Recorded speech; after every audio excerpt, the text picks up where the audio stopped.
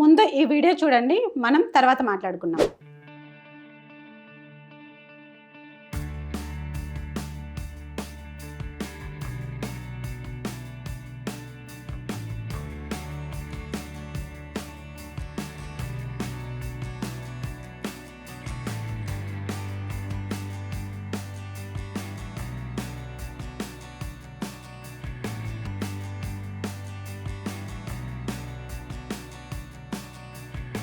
అరుణాచలంలో ఒక వ్యక్తి, రాజమండ్రికి చెందిన మణికుమార్ అనే వ్యక్తి 36 సంవత్సరములు ఉంటాయి, చనిపోయారు. మోక్ష మార్గంలో ఇరుక్కొని మరి చనిపోయాడు.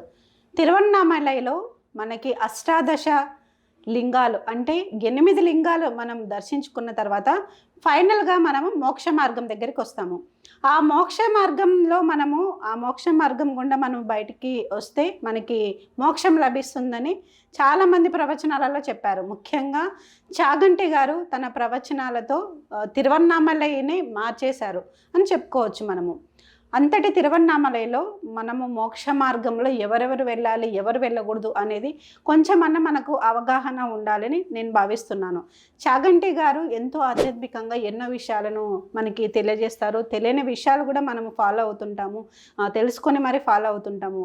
చాగంటి గారే కాకుండా ప్రముఖ ఆధ్యాత్మికవేత్తలు చాలామంది ఉన్నారు. వాళ్ళందరూ కూడా ఎన్నో బుక్స్ చదివి ఆధ్యాత్మికంగా మన హిందూ ధర్మాన్ని ముందుకు తీసుకెళ్లే ప్రయత్నంలో, అలాగే భక్తి అంటే మనుషులకు భక్తిని పెంచాలి, హిందూ ధర్మాన్ని ముందుకు తీసుకెళ్ళాలనే విధంగా చాలామంది అయితే మన ప్రవచనాలతో ఆధ్యాత్మికంగా ఎంతోమందిని ముందుకు నడిపిస్తున్నారు. ప్రస్తుత సమాజంలో చాలామంది ఈ ప్రవచనాలు విని వాళ్ళ కర్తవ్యం ఏంటిది, వాళ్ళ భక్తి ఎలాంటిది, ఏ విధంగా పూజలు చేయాలనేది చాలామంది ఇప్పుడైతే 90% వింటూనే ఉన్నారు. సో మనము అది చాలా గర్వించదగ్గ విషయం అని చెప్పుకోవచ్చు. ఎందుకంటే వాళ్ళను ఉద్దేశించి మాట్లాడే అంత వయసు నాకు లేకపోయినా కూడా, సో మనమైతే కనుక వాళ్ళకు నిజంగా నేను కూడా ఫాలో అవుతుంటాను. చాగంటి గారి మాటలు కావచ్చు, అలాగే నండూరి, గరికపాటి గారు, సో వీరందరూ కూడా మన జీవితంలో వాళ్ళ ప్రవచనాలతో మన లైఫ్ని ముందుకు తీసుకెళ్లే ప్రయత్నం అయితే చాలా చేస్తున్నారు. తెలియని విషయాలు కూడా అందరికీ తెలియజేస్తున్నారు. అందులో నేను కూడా ఒకదాన్ని, నేను కూడా వింటూనే ఉంటాను వాళ్ళ ప్రవచనాలు. ఇంతవరకు బాగానే ఉంది. సో మనము ఈ ప్రవచనాల వింటూ అసలు ఏం చేయాలి, మన శక్తి ఏంటిది అనేది మనం మర్చిపోతున్నాం అన్నమాట. సో ఇది ఇలా ఉంటే ఇప్పుడు మనం టాపిక్ లేకొస్తే, తిరువన్నామలైలో అరుణాచలం గిరి ప్రదక్షిణ ఎంతో మహిమాన్వితమైన గిరి ప్రదక్షిణగా మనకి ప్రవచనాలలో కూడా చాలామంది చెప్తారు. నేను కూడా అరుణాచలంకి వెళ్ళాను, గిరి ప్రదక్షిణ చేశాను. అక్కడ అష్టలింగాలను దర్శించుకున్న తర్వాత ఫైనల్గా మోక్ష మార్గం గుండా మనము బయటికి వస్తే, ఆ మోక్ష మార్గం లోపలికి వెళ్ళి మనం బయటికి వస్తే మనకి అంత మంచి జరుగుతుంది అనేది ఒక నమ్మకం అనేది మనకి ఏర్పడింది. అదంతా బాగానే ఉంది, మంచి విషయమే ఇది, నేను దాన్ని ఏం తప్పులు పెట్టను.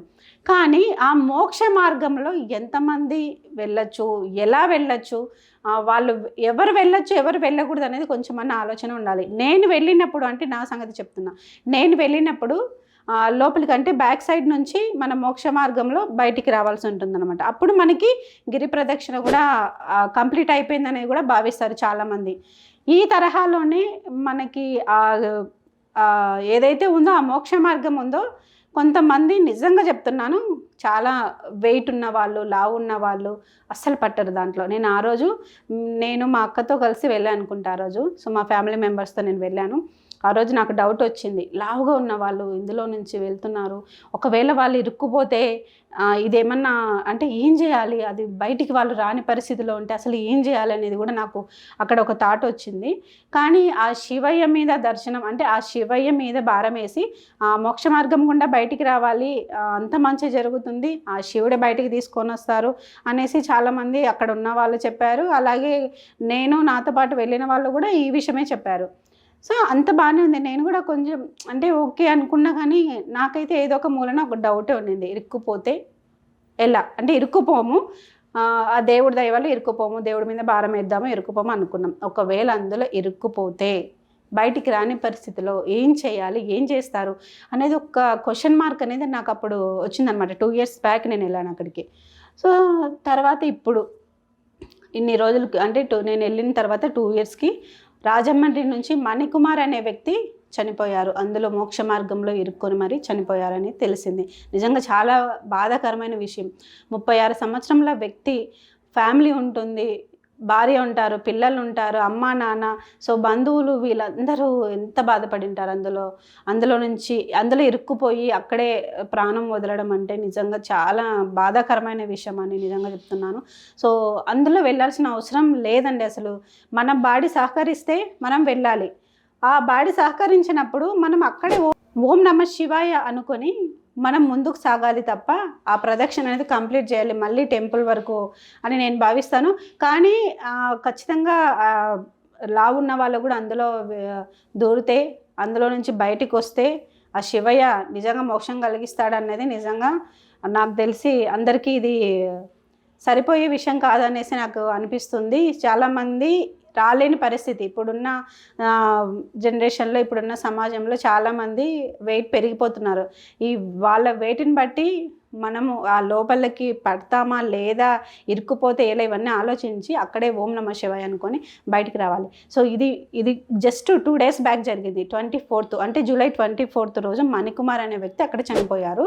ఈరోజు కొత్త విషయం, అందుకే నేను ఈ వీడియో చేస్తున్నాను. ఈ వీడియో మామూలుగా నేను ఆధ్యాత్మికంగా నా ఛానల్లో ఎన్నో విషయాలను చెప్పాను అనమాట. కానీ ఈ విషయం అయితే నాకు ఫస్ట్ ఈ వీడియో చేయకూడదు అనుకున్నాను, కానీ ఆధ్యాత్మికంగా కూడా ఇందులో భాగంగా ఉంది కాబట్టి నేను చేయాలనుకుంటున్నాను. సో ఈరోజు మనకి జూలై 24th రోజు మణికుమార్ అనే వ్యక్తి చనిపోయారు. ఈరోజు వచ్చేసి జూలై 27th. అదే ఏపీకి చెందిన ఒక మహిళ అందులో ఇరుక్కుపోయి అష్ట కష్టాలు పడి బయటికి రాక కేకలు వేస్తూ ఉండింది. అక్కడ ఉన్న వాళ్ళందరూ మళ్ళీ భయపడ్డారు, మళ్ళీ ఏమన్నా అవుతుందేమో అనేసి. సో ఫైనల్గా ఆమె అరుస్తూ ఉంటే, కేకలు పెడుతూ ఉంటే పక్కనుండే వాళ్ళు వచ్చి ఆమెను కాపాడి బయటకైతే తీసుకొని వచ్చారు. సో గండం గడిచిందని అనుకుంటా నేనైతే. కనుక నిజంగా ఒక ప్రాణం మళ్ళీ అపాయం కలగకుండా బయటికి పడింది అనేసి నేను అనుకుంటున్నాను. ఇప్పుడు ఇది 2 days బ్యాకే జరిగింది. ఆల్రెడీ న్యూస్ కూడా స్ప్రెడ్ అయిపోయింది, అందరికీ కూడా తెలిసే ఉంటుంది. కానీ మళ్ళీ ఇరుక్కోవాల్సిన అవసరం ఏముంది? అక్కడికి మోక్ష మార్గంలోకి పోవాల్సిన అవసరం ఏముంది? నాకు అర్థం కాదు. ఒక్కసారి ఆలోచించండి హిందువులందరూ. మనం ఆ శివుణ్ణి, నేను కూడా హిందువునే కాబట్టి ఆ శివుణ్ణి, మన దేవుళ్ళని మనము స్మరించుకున్నాము, మన దేవుళ్ళకు పూజ చేసుకున్నాము. కానీ మన శక్తి ఏంటిది? ఫస్ట్ ఆఫ్ ఆల్ అది చూడాలి. వాళ్ళు చెప్పినారు, వాళ్ళు ఈ పూజ చేయమన్నారు, వాళ్ళు ఆ పూజ చేయమన్నారు, యూట్యూబ్లో ఈ పూజ చేయమన్నారు. సో నిష్టగా ఉండాలి, మనకి భోజనం చేయకుండా పూజ చేయాలంట, లేదంటే ఏమైపోతుందో. ఫస్ట్ భక్తి కంటే ఇక్కడ భయం అనేది ఏర్పడింది. ఆ భయం ఎలా ఉంటుందో ఒక్కసారి మీరు దీన్ని చూస్తే అర్థమైపోతుంది. భయం వదిలిపెట్టి దేవుడి మీద భక్తితో మనకు శక్తి కొద్దీ మన బాడీ సహకరిస్తుందా లేదా, ఏం చేయాలి మనము అనేసి చేసుకుంటూ పోతే ఎలాంటివి ఉండవు. ఫస్ట్ భయాన్ని వదలండి. మనం ఏ పూజ చేసినా, ఏ పుణ్యక్షేత్రానికి వెళ్ళినా ముందు భక్తితో వెళ్ళాలి. భయంతో నేను అక్కడ దీపం పెట్టలేదు, నాకేమైనా జరుగుతుందేమో, నేను అక్కడ దేవుణ్ణి ముక్కలేదు, నాకేమైనా జరుగుతుంది, ఇవన్నీ కాదు. సరే, నీకు అక్కడ జనాలు ఉన్నారు, నీకు దర్శనం అవ్వలేదు, బయట కూర్చొని ప్రశాంతంగా ఒక 10 నిమిషాలు ఓం నమ శివాయ అని అంటే శివుడే కాదు, ఎక్కడికి వెళ్ళినా, ఏ పుణ్యక్షేత్రానికి వెళ్ళినా అక్కడ అమ్మవారిని స్మరించుకుంటూ మనము, అమ్మవారు కావచ్చు, అయ్యవారు కావచ్చు, ఎవరైనా సరే మన హిందూ దేవుళ్ళు, సో ఈ విధంగా తీసుకొని మనం ముందుకు వెళ్ళాలి. అంతే తప్ప చాదస్తంలాగా వెళ్ళి అక్కడికి వెళ్ళి మన బాడీ సహకరించకపోయినా వెళ్ళడము, రావడము, మళ్ళీ అక్కడ ఏమన్నా ప్రాణం మీదకి తెచ్చుకోవడం, ఇవన్నీ అసలు వేస్ట్ అనిపిస్తుంది నాకైతే. మన హిందూ సాంప్రదాయంలో చాలా పుణ్యక్షేత్రాలు ఉన్నాయి, అవన్నీ దర్శించుకోవాలని ప్రతి ఒక్కరికి ఉంటుంది. ఈ నేపథ్యంలోనే ప్రాణం మీదకి తెచ్చుకుంటున్నారు. సో ఇలా తెచ్చుకోకుండా మనం ఏంటిది, మన బాడీ ఏంటిది, మన ఆరోగ్య పరిస్థితి ఎలా ఉంది అనేది తెలుసుకొని మరి మీరు పుణ్యక్షేత్రాలకు వెళ్ళండి.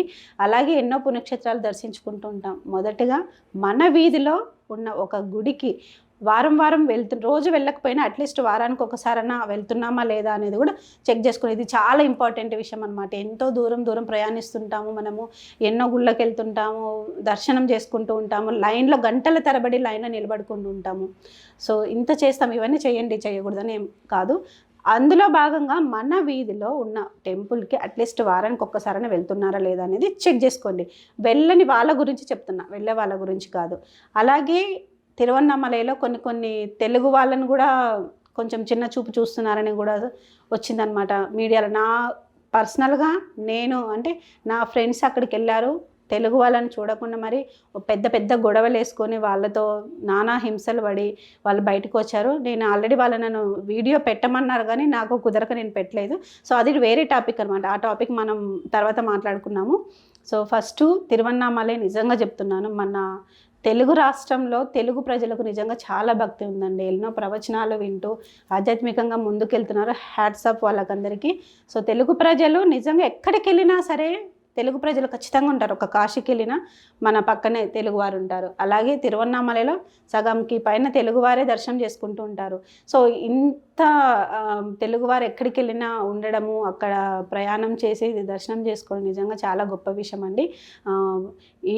ఇది దృష్టిలో పెట్టుకొని చాలామంది తెలుగు వాళ్ళను వీళ్ళు రావడం వల్లనే అక్కడ ఉన్న వాళ్ళకు బిజినెస్ కావచ్చు ఏదైనా జరుగుతుందో అది వాళ్ళ ఇష్టం. ఎందుకంటే వాళ్ళ వ్యాపారం కాబట్టి వాళ్ళు కూడా బ్రతకాలి కాబట్టి అది ఓకే. కానీ మన తెలుగు వాళ్ళ వల్లనే సగం డెవలప్ అవుతుంది ఎక్కడైనా సరే.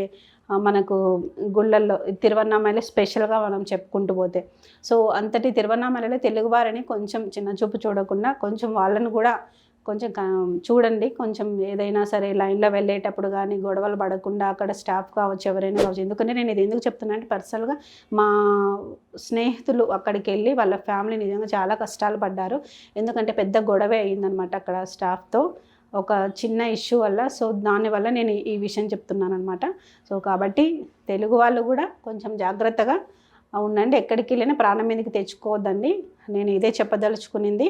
ప్రవచనాలు మనం విందాము, ఆ ప్రవచనాలను పాటిద్దాం. కానీ ఫస్ట్ ఆఫ్ ఆల్ మనం ఏంటిది, మన ఫ్యామిలీ ఏంటిది, మన ఆరోగ్య పరిస్థితి ఏంటిది, మన బాడీ ఏంటిది, ఇది చూసుకొని మరి మీరు పూజలు కానీ పుణ్యక్షేత్రాలకు కానీ వెళ్తే దానికంటూ ఒక అర్థం ఉంటుందని చెప్పుకోవచ్చు అనమాట. అందుకనే నేను ఈ వీడియో తీస్తున్నాను. జాగ్రత్తగా మీరు వెళ్ళి మీ ఆధ్యాత్మిక ప్రయాణాన్ని జాగ్రత్తగా వెళ్ళి దర్శనం చేసుకొని తిరిగి ప్రశాంతంగా క్షేమంగా ఇంటికి రావాలని నేను ఈ వీడియో తీస్తున్నాను. ఓం నమః శివాయ. ఓం నమః శివాయ.